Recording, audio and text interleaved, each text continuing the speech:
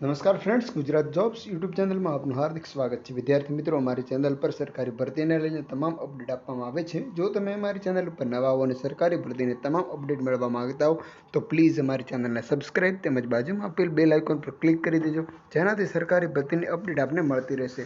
My dear friends, આજનો topic છે રાજકોટ મહાનગરપાલિકા દ્વારા જાહેર કરવામાં આવેલ ભરતીની સંપૂર્ણ વિગત. કઈ વેકન્સી જાહેર કરવામાં આવેલ છે, તેનું પરીક્ષા પદ્ધતિ કેવી રીતે હશે અને સિલેક્શન પ્રોસેસ કઈ રીતે હશે, તેની તમામ વિગતો આજે આપણે જાણીશું. તો ચાલો જોઈએ સંપૂર્ણ એડવર્ટિઝમેન્ટ, એ પણ ઓફિશિયલ.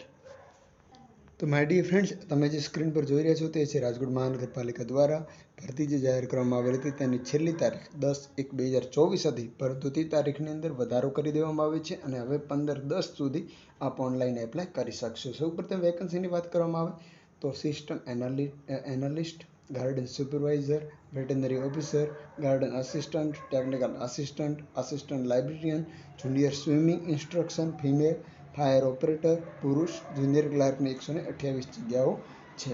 આ તમામ જે જગ્યાની માહિતી છે એ નીચે ડિસ્ક્રિપ્શનમાં હું લિંક આપી દઉં છું, તેના પર ક્લિક કરીને પણ આ સંપૂર્ણ વિગત મેળવી શકશો. તો આપ PDF ડાઉનલોડ કરવા માંગતા હો તો ડિસ્ક્રિપ્શનમાં તેની લિંક આપેલ છે. ઓનલાઈન અરજી કરવાની છેલ્લી તારીખ 15 તારીખ છે. હવે આપણે સૌ પ્રથમ સિસ્ટમ એનાલિટિકની લાયકાત આપેલી છે, ગાર્ડન સુપરવાઇઝર, તેવા તમામ ઉમેદવારને પોતાની શૈક્ષણિક લાયકાત અહીં આપેલી છે.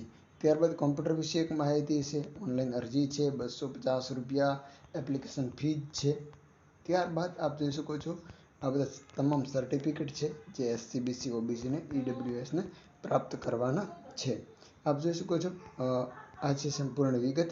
જો જ્યારે પણ જે લેખિત પરીક્ષા છે, જો પરીક્ષાની વાત આપ કરવા માંગતા હો તો આપ જોઈ શકો છો અહીં જે લખેલું છે સ્પષ્ટ કે જાહેર ખબરમાં આવેલ અરજીઓની સંખ્યાને આધારે લઈ તમામ ઉમેદવારોને આગળની ભરતી પ્રક્રિયા માટે વિચારણામાં લેવા કે મેરિટના આધારે શોર્ટલિસ્ટ કરીને આગળની ભરતી પ્રક્રિયા, લેખિત પરીક્ષા, પ્રેક્ટિકલ ટેસ્ટ, ઓનલાઈન પરીક્ષા માટે વિચારણા લેવા તે અંગે મ્યુનિસિપલ કમિશનરનો નિર્ણય અંતિમ ગણાશે.